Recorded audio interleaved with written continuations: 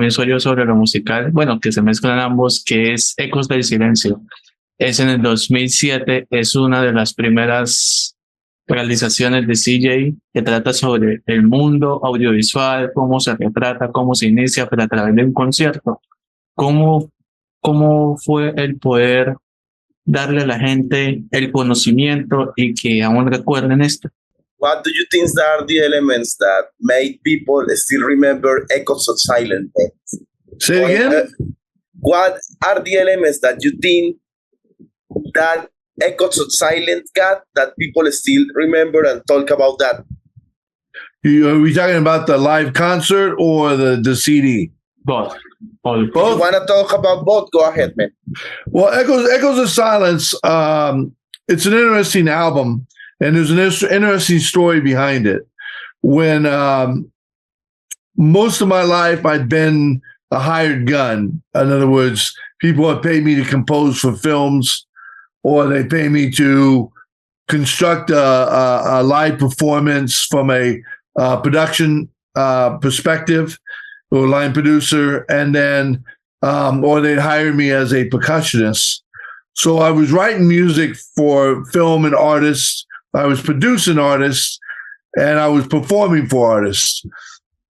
And I was playing a gig, and this guy come up and he bought one of my CDs. And he was really impressed with the CD, and he said some nice things to me. And in my head, the reason I did the CD was so that I could, in between touring, I had a job. Because sometimes you have to cancel your tour based on the tour moves up and then it moves up again and you got no work. So I created the album so I could just go make money in between touring. And this guy thought I was an artist. And I thought to myself, this guy thinks, I'm trying to be an artist here. And I felt like God tapped me on the shoulder and said, everything you learned was for this right here and now. And that album was called X. And it was called X because I didn't want nobody to know what I was doing. And so when I wrote Echoes of Silence, I wrote it as an artist, and I took all this music that I had been doing, and for film or stuff that got rejected or things that I hadn't submit, and I created this album. So to me, it was the echoes of my silence that was now being able to be shared with people, if that makes any sense.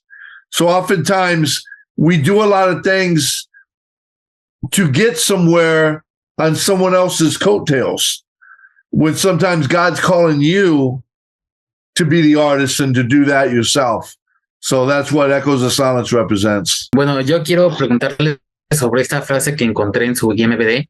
La traduje y la voy a leer rápidamente. Dice en español: la belleza de la película como director es tomar lo identificable y darle la vuelta, de modo que el viaje sea de descubrimiento y elecciones, de personajes que manipulen las expectativas de los espectadores y la inversión en un mundo de sorpresas. Básicamente, en resumen, es evitar como que lo obvio y mantener la historia llena de sorpresas. Mi pregunta es, ¿cómo a lo largo de su camino como cineasta, cómo llegó a esta conclusión? Yeah, man, you were listening your phrase in Spanish, but yeah, the question is, how do you get in your career as a filmmaker to this conclusion, to this phrase? I started off as a heavy metal drummer, playing rock and roll. And rock and roll at the time, a lot of drummers, very good, but not like the Dave Weckels or there was better drummers out there, but I never heard them. And when I did hear them, I realized I wasn't very good.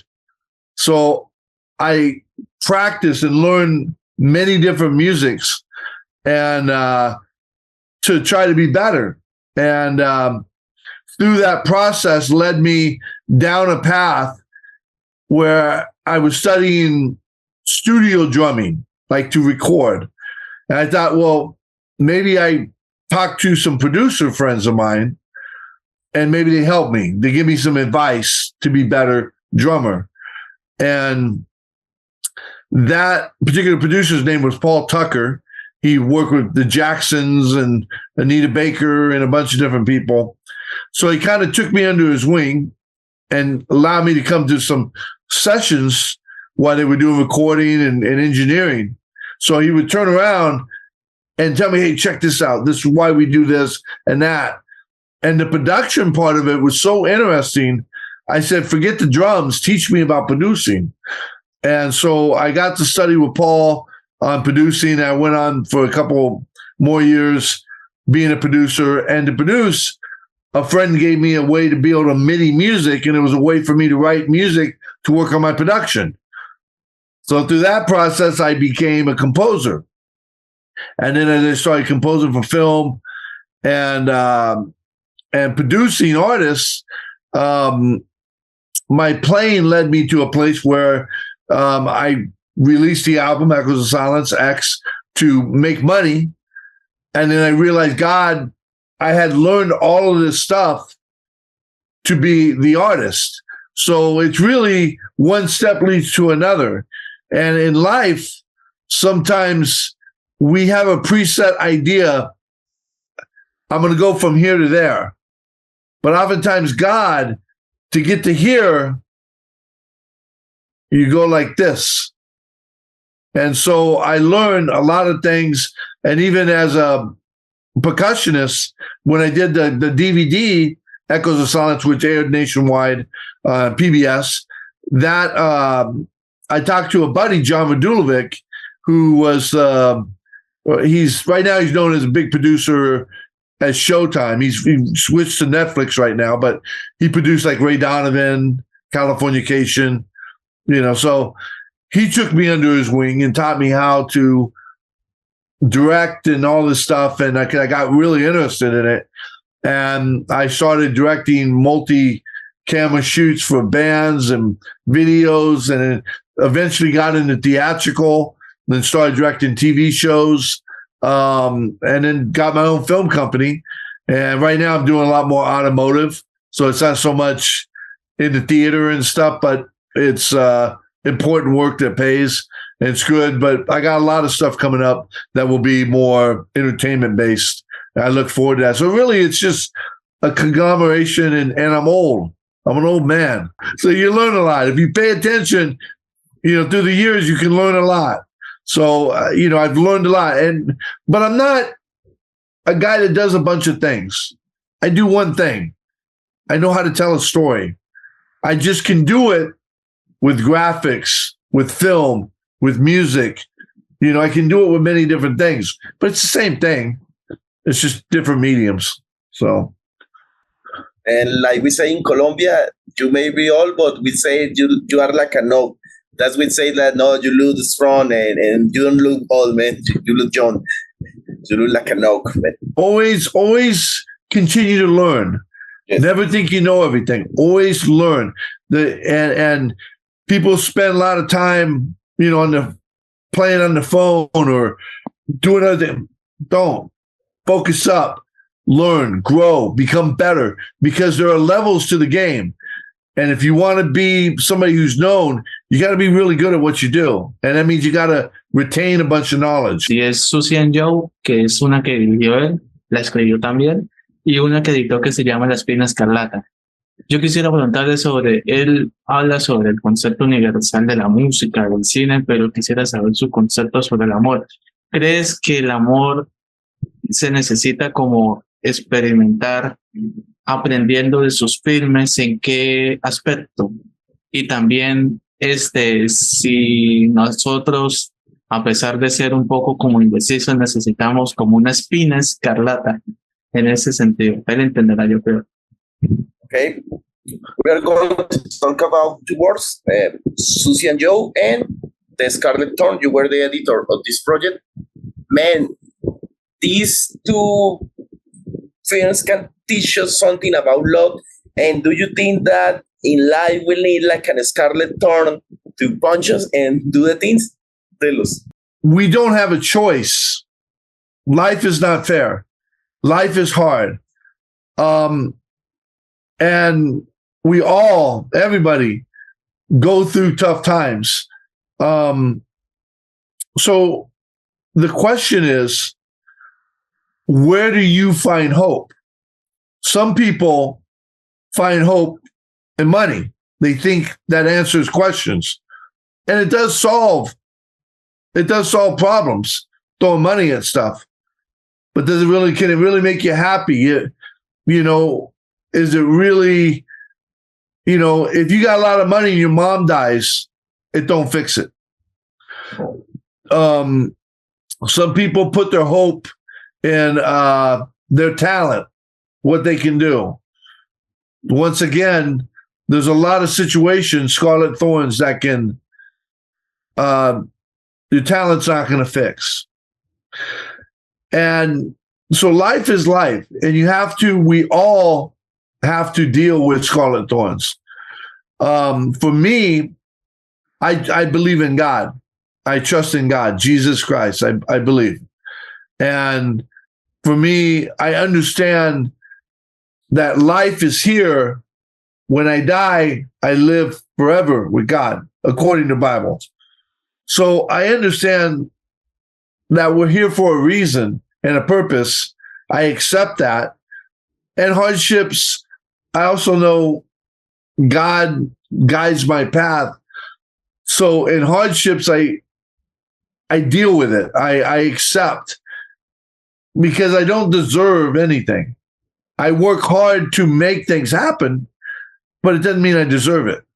I'm not the only person with dreams. You have dreams. All of you have dreams. We all have visions of what we could do. And your dreams are just as important as mine, right? We're human. We're brothers. You're just as important as me, as everybody else. So I think thorns is how you view them. And the Bible says that the trials of your faith are like gold that perishes. When they find gold, they dig it, right? Dig gold out of the ground. When they get it, it's impure. But they need to boil it. They heat it up, and all the impurities come to the top, and they can scoop them out. And now they have pure gold. I think with our lives, sometimes God gives us thorns to make us better people, make us understand, and understand so we can relate to other people and help other people. And because some people get it a lot worse, they get bigger thorns than us. And it's important to understand that we're not above anything. So, yeah, I believe, I trust in God, and thorns suck, but they're part of life, and we all have to get them. So you just deal with them the best you can, and you move on, because tomorrow is a new day. Bueno, yo entré a la página de Ryche y a su página oficial, el enlace está en su Instagram, y pues bueno, por ahí me topé acá en su biografía, y hasta el final hay una frase que también quiero leerles, que dice que su objetivo es ser un maestro narrador y llevar al público por un viaje inolvidable. Entonces, preguntarle, porque nosotros somos realizadores, ¿cuál es el compromiso que debe de tener un director para cumplir ese objetivo? El de ser un maestro narrador y llevar al público por un viaje inolvidable. I not read it, but understanding it, that in your biography, you wrote something like, there is a good objective to be a really good storyteller. So for us, for Jhon, from myself, from Cesar, that we are young filmmakers, what is the best way to get that objective to be a great storyteller, man? God gives everybody different gifts. Some people good at doctor. Some people maybe good at law enforcement, different things. But what's interesting about entertainment, and not just entertainment, but even like being a cook. A cook is an artist for the taste, right? So, but creative people, we have a ability to be like a doctor for people's minds, because music can lift you up. It can lift your spirit and help you get through the scarlet thorns. A movie, film can also take, a good story can help you forget about your bills and hardships. and give you hope, or maybe inspire you. So I think stories are extremely important, and they've always captivated me or have helped me. And so I've kind of been drawn to them in my whole life. The last 40 years, I study on how to tell a story. And that's just how you tell a story, but what kind of stories to tell? What stories mean something to somebody? And there's a craft to that. It's not easy. There are things you can do to make it better, become better at it.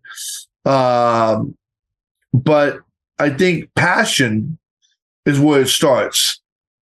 But stories, I think,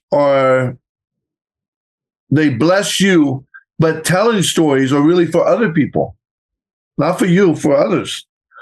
And so for me, I want to be able to lift people up. I want to empower other people. I want other people to feel like they matter. I want to bless God with my music, and I want to bless people with my music. And because I think people matter, and no karma. I don't need karma.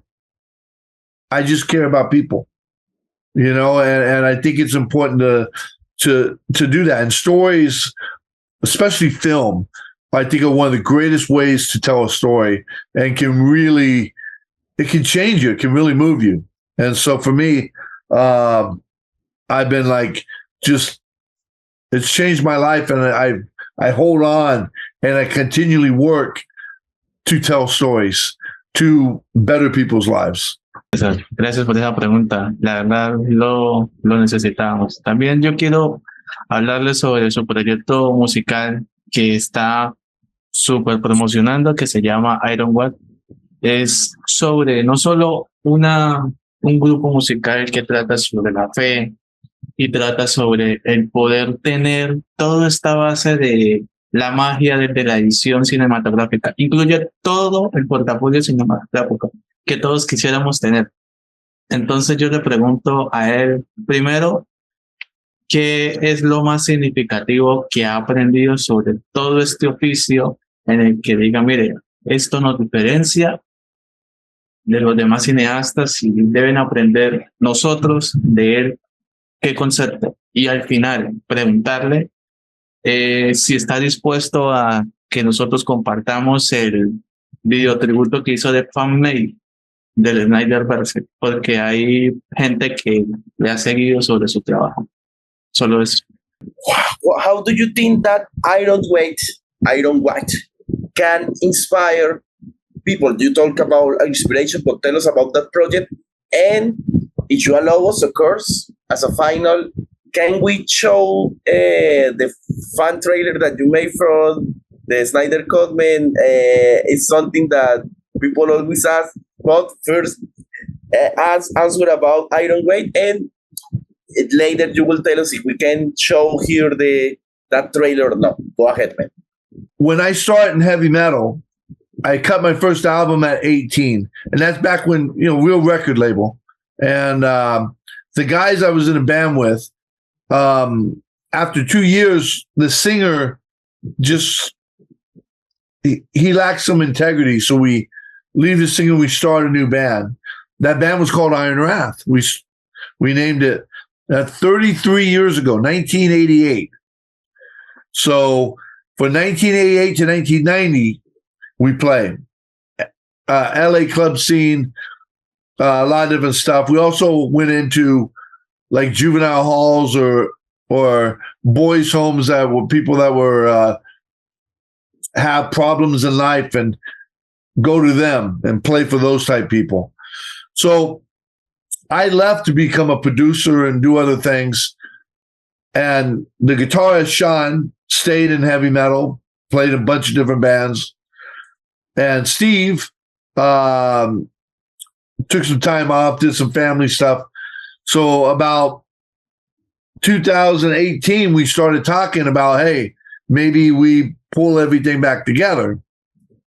And there was some interest from Europe, somebody who really got us, inspired us to get moving. So in 2020, and we were having some financial problems, so we didn't really get it to the end of 2020. We start Iron Wrath back up. And so we start doing a lot of the material from back then. But good material. But it sounds like old. Today's not old, it's new day. So we thought, let's make new music. Let's do stuff that's relevant now instead of something that goes, oh yeah, that sounds like 1980. Great. Let's make new music. So we kind of went back, redid most everything and threw a lot of stuff away and wrote a bunch of new songs. And the idea was to create a style of music that's more cinematic, more like trailer music with big anthem choruses and very theatrical songs, more with a dark tone. So bands like Marilyn Manson, Linkin Park, 9 Inch Nails, style-wise. Now, our message is positive, not negative. We don't think the devil's cool. Devil kiss my ass. So, but, with that said, we wanted to make good music that's very sinister and sleazy but very proficient. And now 30 years later with everything. So right now the album is mixed. Right now we got 3 more songs. We're going to go back, fix some vocals. And we got a new vocalist. We had a problem with a guy we had involved that went south on us. And so we have to kind of get things going. But man, Iron Wrath is a gold mine. If you like my music, this is probably the best project I've ever been involved in. And the music is unbelievable. It's really something else. And we're doing a lot of cool stuff. And like I said, we want to make things special. So if you go to most bands' websites, it's pictures of the band, buy my t-shirt, buy my CD, buy my concert ticket, buy. What we've done is create a website that has secrets all throughout. You have to find them, but there's secrets all throughout the website for people to find. And there's movies hidden in there and treasures and all giveaways, all kinds of stuff hidden everywhere. And so it's very encryptic. And there's a whole, Pink Floyd type essence to what we're doing. So I couldn't be more excited about this. I think it's going to really, really blow up. And we're not far away from being able to release the album. And I'm telling you right now, we got 13 hits that are as good as you might think it is. It's just a couple steps up, and it doesn't stop. And so very excited about that. And we're hoping to really take the project probably more to Europe, and Latin America would be great as well. We're going to probably not pay a lot of attention to the U.S. at first. We're going to get out to where people really like music and like heavy metal and do that type of thing. And we'll probably tour with some bigger bands to get there and then establish ourselves. But at the same time, we're going to really focus getting our music into films. And then on top of it, I'm working on a screenplay that's in development that will involve the band for a streaming service like Netflix. Except my manager right now has contacts with Netflix, so it's something. But we gotta. It's still in development, still writing the script. But so that's what Iron Wrath is. So it'll be a multimedia thing. We're really going to focus on videos. We're going to have a lot of videos that are going to be not normal, but really high-end story, gut-wrenching videos that make sense, that are story, mini movies in themselves. So we're really, really excited. Matter of fact, we're pulling pre-production on the first video, Master Storyteller, We're probably about 2 weeks away from building the set. We're having meetings right now in development, just honing out the story. And then once we get that developed, then we'll pull production, hire the actors, build the sets, wardrobe, and then go to town. And once we get started, then we're going to do a couple videos. It's a little bit, even when you do it yourself, it still costs a little bit, but it's important. That way, people that love the music, we're giving them a journey. We're taking them away from the bills, and we're saying something powerful. So I couldn't be more excited about Iron Wrath. Very, very cool. Los Thornton Snyderverse. Jhon, ¿la foto o los redes? La foto y las redes. Sí. And now the camera is yours. Tell your social media so people can follow you and send a big hi to the channel, to wherever you want. If people need to stay ahead with something that they need to know, go ahead. The camera is yours, man. I appreciate it. Well, first off, guys, thank you for interviewing me. It's been fantastic. I appreciate it. And we'll get to Colombia. We'll do everything we can. I got connections to get us there. So we'll get things going. We'll work very hard on that. But yeah, people that want to check me out, best thing is just go to cgryche.com and you can get to my music or my film channel, both from that thing. But definitely the one you want to check out is ironwrath.net. That's the current project that we're working on, and I couldn't be more excited about it. And there's a lot there. Like I said, go to the screensaver pages, and there's screensavers, but those are actually thumbnails to secrets. You got to figure it out. So there's a lot of cool stuff all over the site. You just got to look for it. But it's also a great place to know what's going on. Sign up on a newsletter, because we do send out newsletters on what's going on, so keep you abreast. And we're excited. So yeah, ironwrath.net, cgryche.com. That's all you need to know. Oh, Excelente. sí, gracias por la oportunidad. Es un honor y bueno, muchas gracias. No, man, thank you so much. It was really an honor. And we stay attend wherever you want to say. If this interview gets over, you can show everything, man. Awesome. Thank you so much, guys. I appreciate it. And God bless you out there in Colombia. God bless Mexico. you. Mexico also. Cesar is from Mexico. We are from Colombia. Mexico. Latino America. All right. Bye, man. Bye, man. Take care, man. Go with it.